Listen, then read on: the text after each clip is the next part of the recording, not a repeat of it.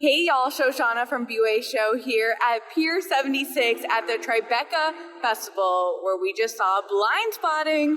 It was amazing. Plus, there were some celebrity guests in the audience and on stage. Got that on camera, so stay tuned for all that video.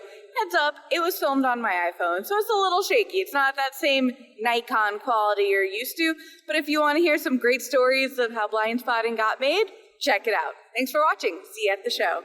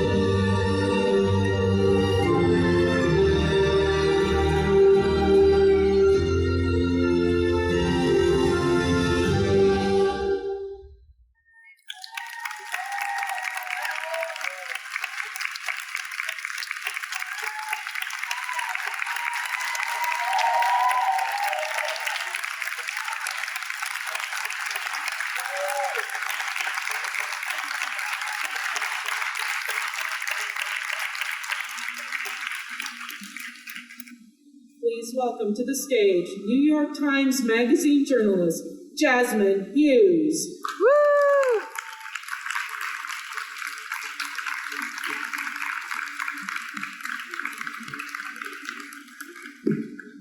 You guys hear me? Kind of? Can they hear me? Yeah. Okay, great. Cool. Hi, everyone. My name is Jaspee Hughes. It's so nice to be here with you all, staring at all of you beautifully dressed people and, the greener parts of New Jersey. I am a staff writer at the New York Times, and I am so excited to talk to you and with the incredible cast of Blindspotting, all of whom are fixing their shoes at the moment.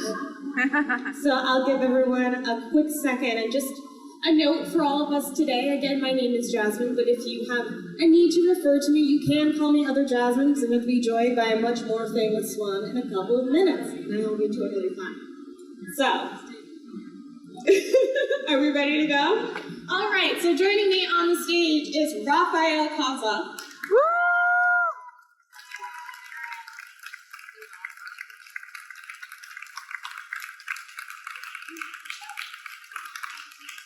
Then we'll have Jasmine Cephas Jones.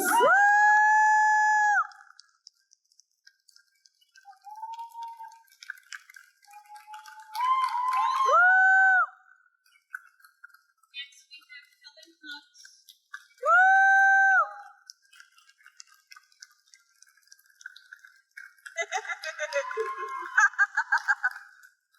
And finally, Mr. Ben Turner.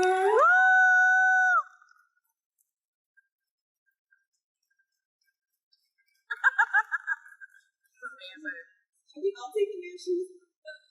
Yeah, I have gotten a picture of the last. I'm looking back. One of us has a shoe problem. We all got a shoe problem. That's the game. That's how we roll.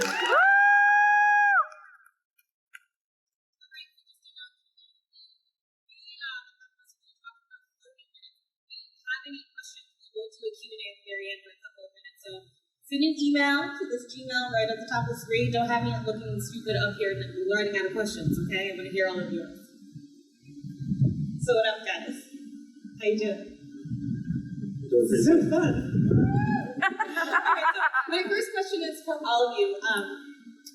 So many people are going to be coming to the show, purely just from Starz and maybe not having seen the movie. And one way I think the show does a really good job of welcoming people in is by establishing a strong sense of place. Like the bay is just like exploding into your face. You feel like you're there. So anyone feel free to take this. But how did you guys work to achieve that in the show? Rafa's looking at me. He's gonna push me into the. I think one of the ways we tried to work in the energy of the Bay Area was just leaning on what it already gives. It already has so many artists, so much talent, so much flavor, that all we have to actually do is go and seek out the people who are already doing all the things that make it what it is. And people are so willingly available to represent themselves when you give them the opportunity to. And I think that's part of why Oakland shines through in the show. I just thought it was so powerful because, so many ways in which we see the Bay depicted on TV and movies is nothing like this. And I thought it was such a wonderful and refreshing way to look at that area. Rafael, my first question for you is, how do you go about taking a whole movie and turning it into a TV show? What did you include? What did you know how to cut? How did you start doing this? Yeah, I think we've said this story a lot in press, so if you've read anything, I'm just going to repeat myself again. Also, something I want to shout out is that Ben is also a writer on the show, which is why I'm going to make him answer a lot of questions. Lionsgate distributed the film. They were like, do you have any interest in doing this as a TV show? We were like, nah. And they were like, will you at least come in for a meeting? We're like, I guess. And so we went in and, David and I were in the car on the way there. We were like, just before we go in here and just shut it all the way down, is there any way that we would ever do a TV show? We started talking and we were like, well, the Colin and Miles story to us is told in terms of the moment that they were having that the movie represented, but what we didn't get much of was sort of all the other characters that populated their life. And the one that we got the most exposure with in the movie was Ashley. We kept going, when we were making the movie and cutting the movie, we were like, man, we should have wrote more Ashley scenes. This would have been really smart. Because every time I was in a scene with Jasmine, she was just bodying me left and right. And I was like, oh man, we made a mistake making it about us. And so we went in there, we were, look, we do a show, if Jasmine Cephas Jones was the lead, and we waited for them to kind of be like, nah, we want it to be Colin and Miles. And they were like, keep going. And we were like, okay. We would do a show if Jasmine was the lead and there was dance and poetry. And we thought that was gonna leave it out of there. And they were like, sounds good, we're on board. We're like, oh shit. So then we started conceptualizing this story that we felt like really could be self-contained, that would have a nod to the movie, the way Marvel Universe movies, there's a movie and there's a TV show, and they don't worry about that shit at all. So I don't see why an indie film couldn't have the same experience. And by centering around Ashley, we got to create all these other characters. And really just even in the first 2 episodes, it's like tip of the iceberg. It's like 3 whole new thing, and then 4 is just the ramp. And it just allows us to have so much more fun with movement, with verse, and then with creating a new cast of characters. And I remember when we were working on the show, it was like, oh, but where's Colin? And then you get like 10 minutes in and you're like, who is that? Who's that character? Who's that character? Like every time Ben walks on screen, I'm like, more. Every time Helen and Trish are on screen, I'm like, oh my God, this mother-daughter duo, more.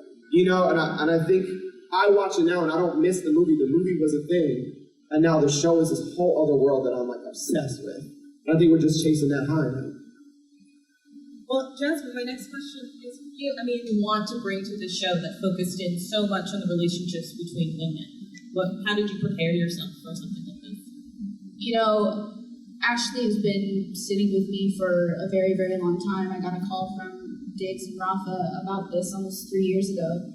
And, you know, I really wanted to make sure that we saw so many colors and so many sides of Ashley. I didn't want her to start out so angry or bitter. I wanted people to see this emotional roller coaster that she goes on. And I think it was really also important for, you know, when Rafael and I would talk to show the love that they have for one another and how strong that is. And, you know, a lot of the times prison systems really, they do try to break families apart, and it was really, really important to show that there was a love that is strong and that can hold that.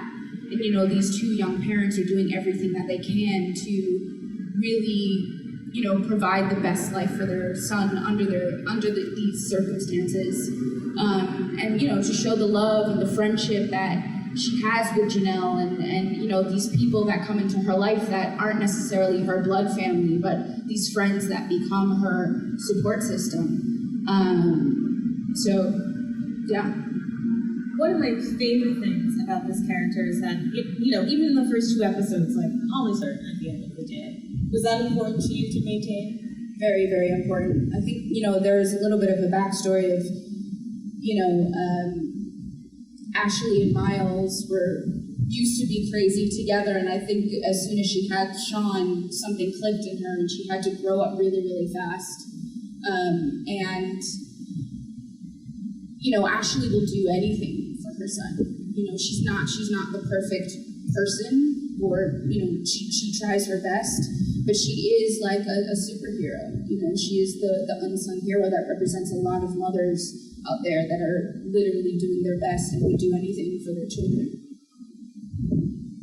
A question I have for all of you, like, considering that incredible, like, revenge fantasy that Ashley and Max, would anyone like to share a great time of exacting revenge on someone? Just between us 5 and, you know, everybody at the I don't snitch on myself. Oh no. That revenge was exacted, and that's exactly what needed to happen. I don't brag about it, I did it, done it, and it's done. What did Beyonce say? What'd you say? Stay gracious. The best revenge is your paper. Always say gracious, best revenge is your paper. Okay. Alright. You guys are better than me. I'm not Beyonce. You don't need to hear about my revenge. It's not that interesting. So Helen. What I love so much about your character is that she could have so easily been like a stereotype, right? She could have been like annoying, or you know, but you imbued her with like such life and such warmth, and I just liked her so much, and I went to like study underneath her, you know, and stuff. What were your inspirations coming into this role, and how did you know, or rather, how did you manage to stay away from like that easy sort of tricky behavior? Luckily, I didn't see the cliche that you were afraid of, so that helped. I mean, I didn't even know what to avoid. You have a kid, and acting gets easier because suddenly your love for this character, and then your love for the boy. You know, that was sort of the North Star for me. He sort of represented hope for me, and like, don't let hope get squished. You know, and I know that feeling with my daughter. And then since it's Ashley's story, I talked to Rafa and David about, you know, qualities that Ashley has in the beginning. I mean, I'm going to get them all wrong, but a certain amount of control and a certain amount of quiet. And so I think my job was just to be the opposite of all that. How loud can I be? How, painfully woke can I be? How can I just kind of blow apart what she comes in with? I felt like it was sort of my job, so that's what I tried to do. But I don't think it's painful at all. I think it comes from a real, wonderful, generative place of love. And that's sort of, and I think a funny way that you can see that manifest is in those breathing exercises that she was doing. Does that work in real life? Should we all try to do that? I mean, I don't know. It was supposed to be like a couple of Tai Chi moves originally in the diner, and I was like, well, in acting class, I don't know. Then it was went on and on and on and on and on. I think the truth is, Rafa knows me well enough. It's a character, but it's not that far from me. I think is the secret. I care about what she cares about, and I'm getting older, so I don't care so much how it looks or how it sounds. So I think there was a lot of crossover between me and her. Well, this is a question I had for all of you. What are some ways in which the show taught you something new about yourself? Episode 5.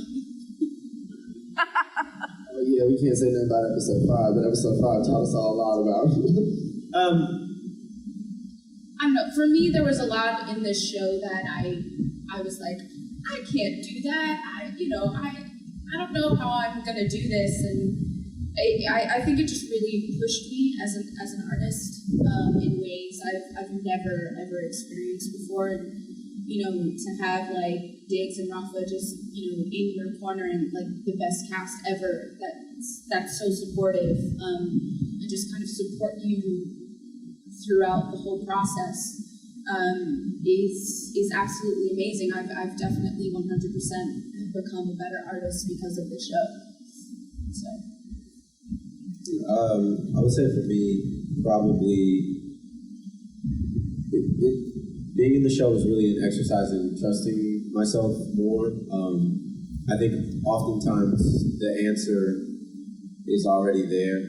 Me and Rafa came up in this nonprofit, and one of the things that they would always tell us as students is they would tell us that the standard is yourself.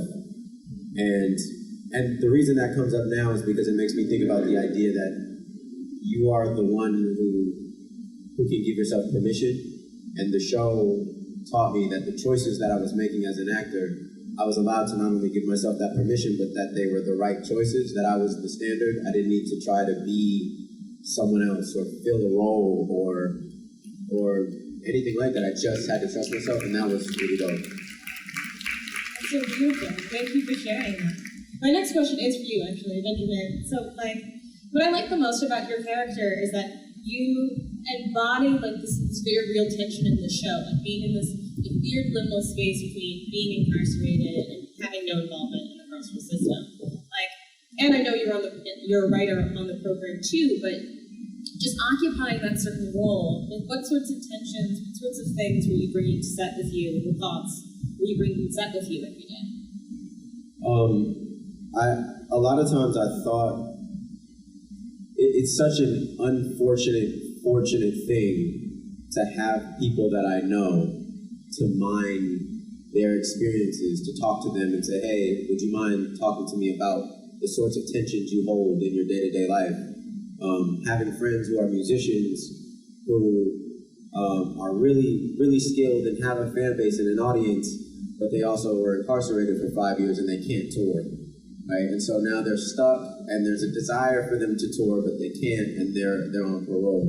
And so again, I say part of the tension that I was able to hold, I think, was because I had people to talk to, and that's both fortunate for the character and unfortunate for our lives that we have people like that. But I think the thoughts were really around the inability to have access to little things that you don't think about, or the need to be conscious of things you don't want to be conscious of.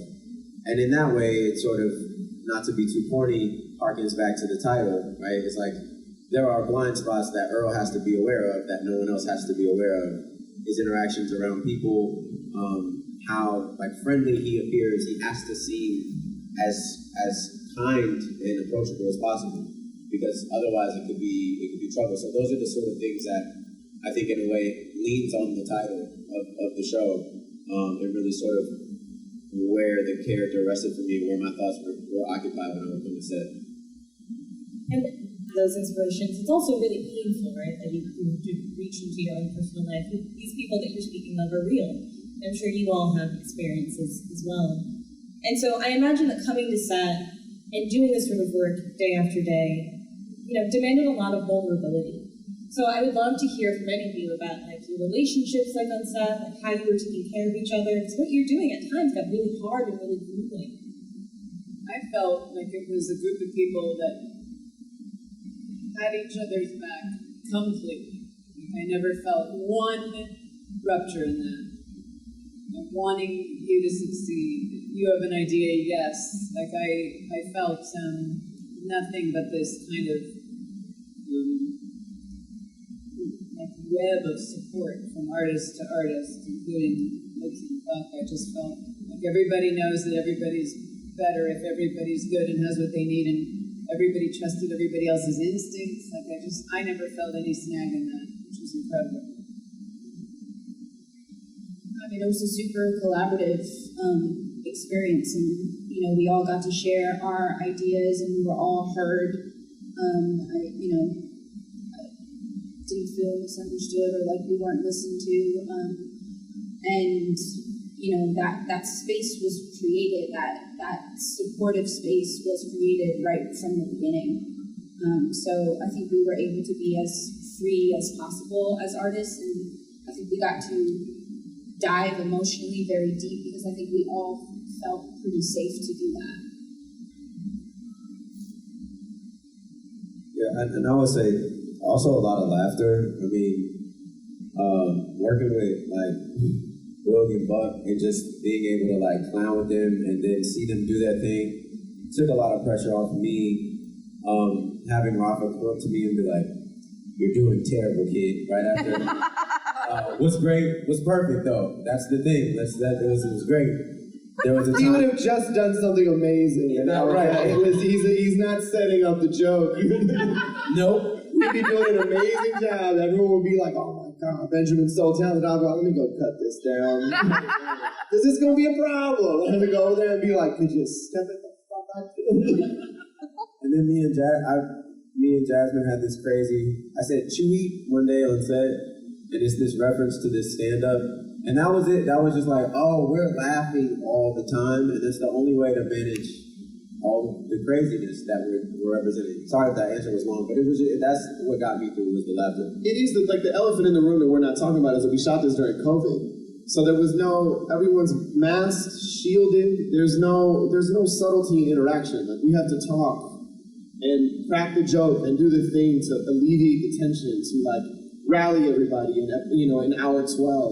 Like it required a level of communication that I don't know that you would normally afford yourself under other circumstances, but because we can't read the smile or the subtle thing, we're just checking in all the time. Are you good? Are you, is this working? Do you like this? Do you want to do it different? Should we go this way this time? I think that made it, that like forced you to be, I think it would have been extremely collaborative anyway, because that's our nature, but I think there was this extra layer of checking in because we were really only afforded it. Except when we were rolling, like we were only afforded our voices to interact.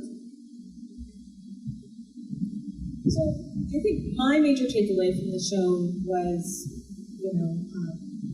there's so many programs about the carceral system, and obviously so many of them focus on people who are incarcerated, and rightfully so, but obviously this show gives such, an incredible dynamic, really human look at how people outside prisons are affected.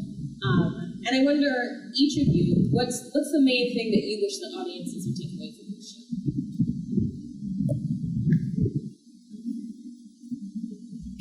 I don't do this question. This is like, I protest this question every time. Okay. I want people to watch it and enjoy it and take whatever they take from it.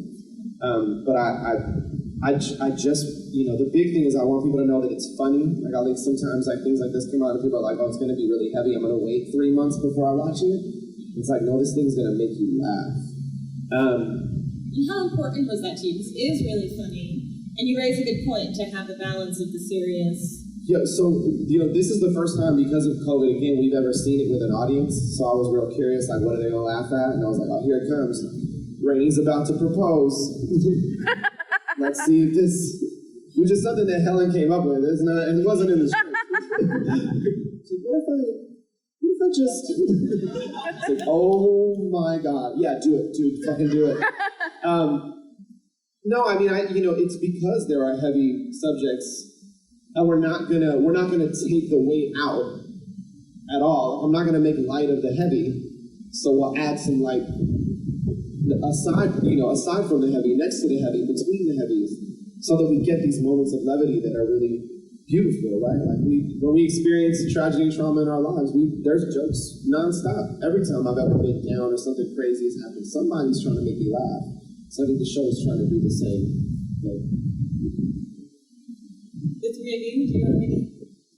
I just hope it starts a conversation, whatever that is, and if anybody has a blind spot to any of these issues, that it opens up more point of view and more understanding.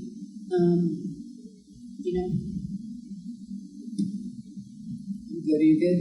The only thing that I want them to walk away with is the crazy desire to see the season 2, a ravenous desire to see season 2. Right,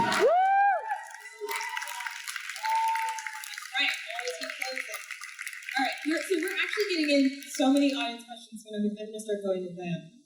Our first question is from Kelly, who asks, was the story changed or modified at all following the police brutality protests last summer?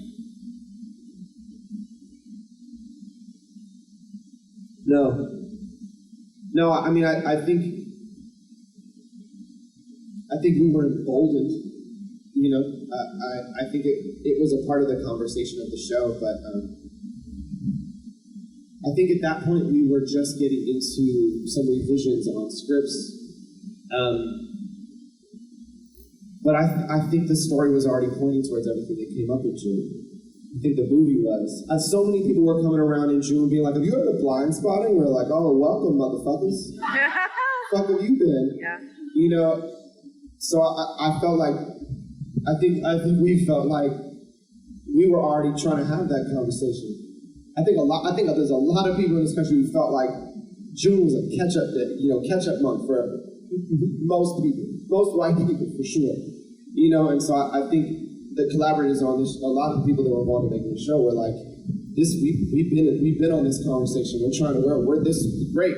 Blindspotting is of the moment. Let's just keep pushing. This continues to be evidence that there's a lot of conversations that need to be had.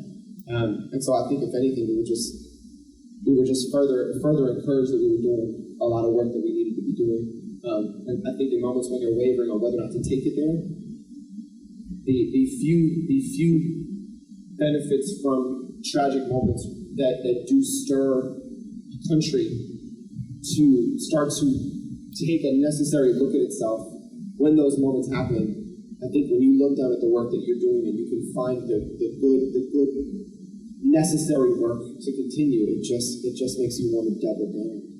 I think we just wanted to double down. I think that was about the time we hit the level of lightning. No, we need to make this fucking show. Yeah. Yeah, I wondered the same thing, and the unfortunate reality is the show will forever be timeless because of the way that our country is set up, and so you could change because of something that happened last summer, you could change, God forbid, because something happens tomorrow, but nevertheless, the message remains the same. It's still necessary. Our next question is from Sharon, and this is for Jasmine. In the scene where you trash the hotel room, how did you get to that level of intensity? How did you prepare yourself for all that really intense physical, HIIT workout? And it's hit, sorry. Are we censoring ourselves? High intensity interval training, that's what I mean. It was a very long day. I had a while to sit with my thoughts. It was the second day that we filmed. And we filmed all of trashing the hotel room and the dancing in the hallway all in one day. It's a very, very long day. When scenes like that, I try to be as quiet as possible, and I'm like really, really zen. I don't get like trying to hype myself up or anything like that. I'm actually like really the opposite when it comes to scenes like that, and I'm usually like locking myself in a room by myself or sitting on the floor and listening to some music and trying to be very calm as possible. And I think we only did 2 takes in each room because we were running out of light. And so, yeah, I just did it for so many women. There's so many moments where we really wanted to do that, and I just channeled all of that. It's real Beyonce vibes, truly. Yeah. A question for you, Rafael, from Olivia. We got a lot of questions about the Bay. She asks, being from the Bay, you know our culture is unmatched, but many folks outside the Bay Area correlate Bay culture solely to the hyphy movement. How important was it for you to showcase what Oakland life is really like? Associate Bay culture with the hyphy movement. Yeah, that's a great, the hyphy movement is a great welcome wagon for people to the Bay Area. I think what a lot of people got from the hyphy movement, for the folks who know what that was, a lot of people thought it was a couple songs, and then they were like, oh, it's like a couple dances too. And really what the hyphy movement to a lot of us was a liberation cultural moment that was infused with this like psychedelic drug culture that was really about peace and love. And we talk about the Bay Area all the time as being like, oh, the 60s, blah, blah, blah, blah, blah, everybody in San Francisco. And that was like a very, very white period of like radical thought. But we just had it again. It just happened in the early 2000s. There was a radical, nonviolent dance culture, swing car culture revolution that was really rooted in nonviolence, in psychedelic drugs, and in like radical thought around the way. Like the greatest thing I ever saw the hyphy movement do was that anybody, men, women, everybody at the party danced the same way to the same song. Men danced with men, women did, it didn't matter. The hardest dudes were holding hands with some dude gigging because they were high as shit. And it was so beautiful. It was so, like David says this thing all the time, and it sticks with me, man. He said, we talk about going dumb in the Bay. There was a go dumb movement. He said, he always says black and brown communities get called dumb so much. We'll show you how beautiful dumb can be.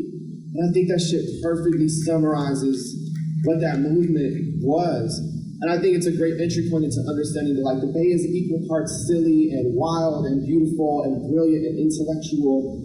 And it is, people talk about the melting pot or whatever of the Bay. I think about the hybrid melting pot within each person, not just sort of the way that the communities overlap. I'm astounded by the complexity of people from that region. And so I think we try to transfer that into all of our characters and go, all right, we're going to introduce this character in episode 1 like this. And everyone, because they've watched too much TV, are going to be like, okay, I get this person. These are the rules of this person. Because every show has those rules and we stick with them. And we bring that character back 4 episodes later and it's a whole different multidimensional person. And that's how I know Bay Area people to be. They're like 5 people in one. And I think characters on TV, especially characters like this, deserve their due complexity. God, I've never regretted being from Connecticut more. That sounds so cool.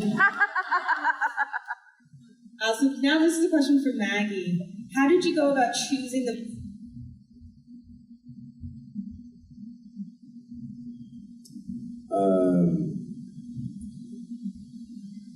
Every time, we kind of had guidelines, right? And when we were writing, we had these rules that we were trying to uphold, and some of the rules were around why someone would ever talk in verse.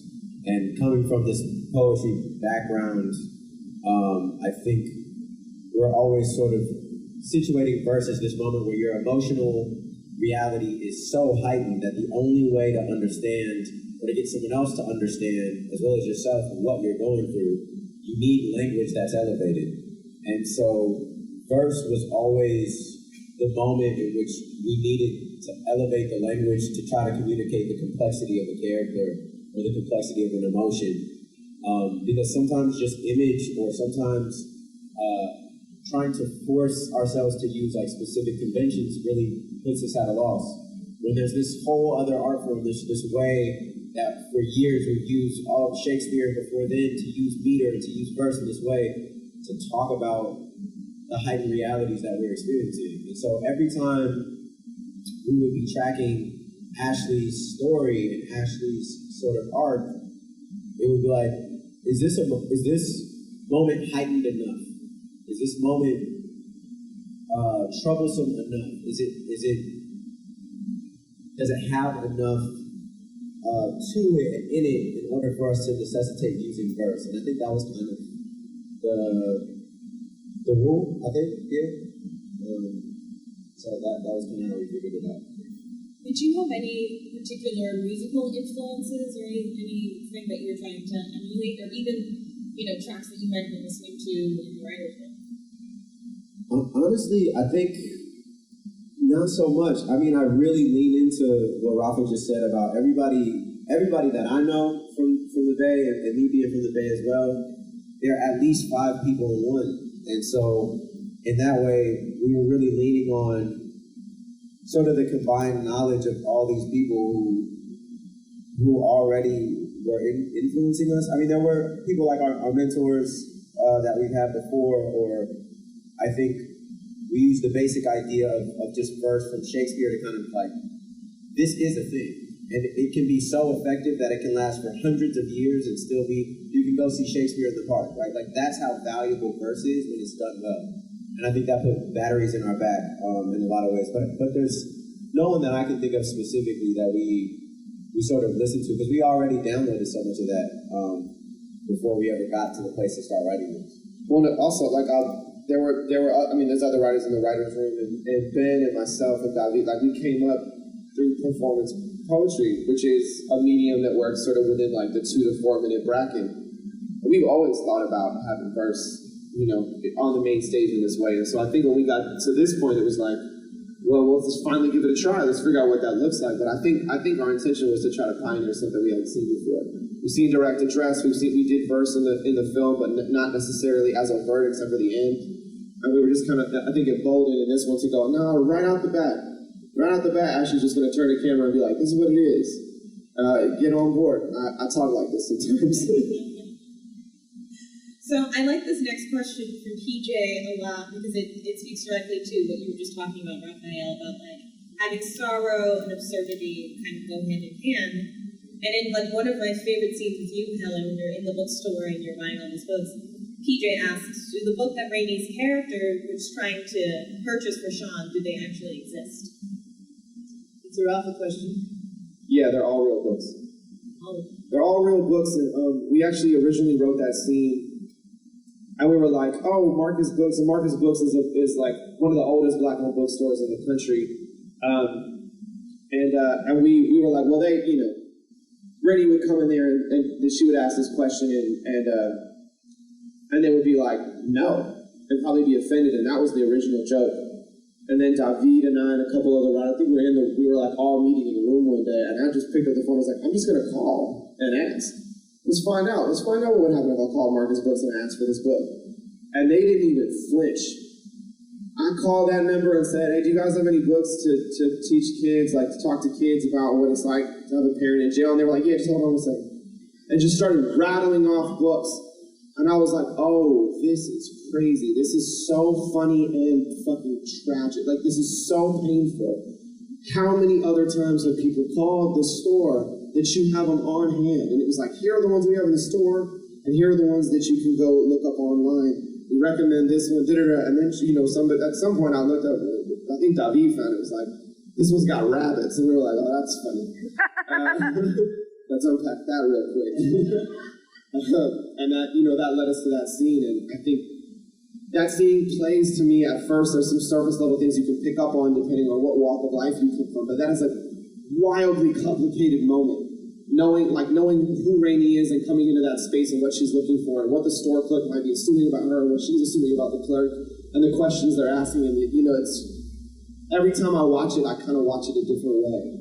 And I love that moment for that. But they're all very, very real books. We shit on one of the books in the scene. I don't know if it's bad.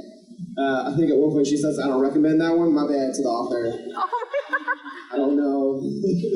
I'm sure it's a great book. My bad. So then, a couple people in the audience and myself are asking where you got your suit from. So there's a designer, his name is Paul Dillon, here in New York, and he has a brand called Kid Super. And I'm gonna just say, like, suits, my dad wears a lot of suits. My dad is a suit dude. He used to be like, I'm gonna have a suit for every day of the month, 31 different suits. So first of all, I didn't even know. He came to my graduation, and I came down and I wasn't wearing a suit. He was like, you ain't gonna put no, this is how my dad said, Ben, you ain't gonna put no suit on? No, I'm not gonna wear a suit. And one of the things that was always frustrating was that I understood suits and like Eurocentric. This is a young Black designer, and that's super fly to me.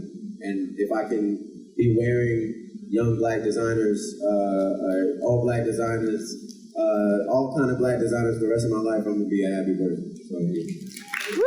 Wait, so say the name of the designer again so everyone knows? Colm, C-O-L-M, Dylan, and the brand is called Kid Super. Cool, down. Somebody write that down and tweet it at me later because I'm gonna buy that. All right, so our very last question is from Yolanda. This is for all of you. And she wants to know, which was the scene that allowed you to see the show come together? Where like everything clicked and you were like, this is how it's done. There's a scene in episode 3, I think, where Jalen, who's playing Trish, and Jasmine go at it, and I get to come in after they work for like 12 hours and do one funny thing, and everybody goes, she's amazing. Like, they just acted for all day. And Rafa pokes his head in, and you guys come in, you and Candace come in, and I don't know, I felt like, oh, this is the whole thing here. Sorry, it wasn't, you didn't just see it, but it's coming, so you have to watch episode 3.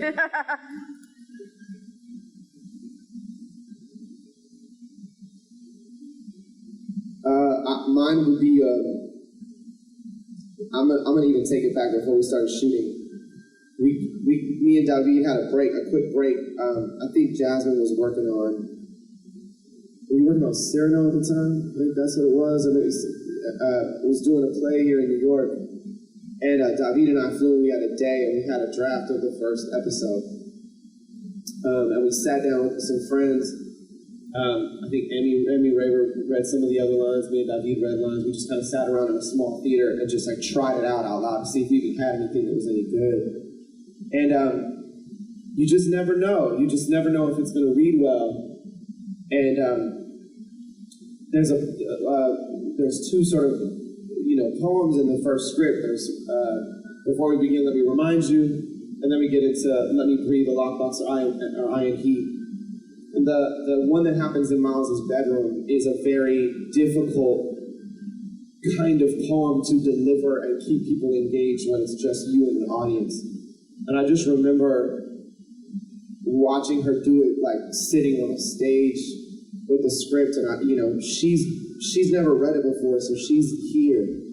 But I know it by heart, and I'm looking around the room and I'm watching everyone else in the reading watch her read it. And I just remember going, oh, this shit feel good. This is gonna go so well for all of us involved. She's bodying this. And I just like watching the progression of the character grow and watching how methodical she is. It's a magnet for everyone else in the group. And I think every time the cast came around that, and when Helen came aboard and when Ben came aboard and we got to get in a space, everyone was bringing their superpower, and it was just electric. It started in that moment in New York on a small stage with Jasmine just reading it cold and blowing us all away. I mean, I would say one of our table reads on Zoom. I think we did 2 in one day, and it was the first time we all got to hear each other and kind of hear this piece that has been sitting, on our brains for years, and it felt like a show for the first time, and we got everybody together, and it was through a computer, and I wish we got to like see each other and feel each other's energy, but it was so powerful that you felt it through the screen, and just to hear everybody's words and start forming the characters and ideas, it felt like we're starting the show finally. So that table read, the first table read, was a beautiful moment for me. I would say, really, it was sort of like, it dawned on me by attrition. I think particularly we got to a break, a pause in shooting, though, and the whole time we're dodging COVID. I mean, we're neoing COVID somehow. Yeah, like it was really crazy. And there was one time where we realized like we were okay. And that was the moment I was like, oh, we're going to finish the show and it's going to be a thing. And I think that was the special moment for me. That's perfect, and that's a perfect note for us to end on. Thank you all so much for sharing your time. Thank y'all so much. Shout out to Yolanda for the last incredible question. And my last note that I want to end on, if any of you care about the carceral system, or if you have a cause that's really dear to your heart and you're a New Yorker, please vote. Early voting starts on Saturday. We're voting for you there. Don't forget. Thank you all.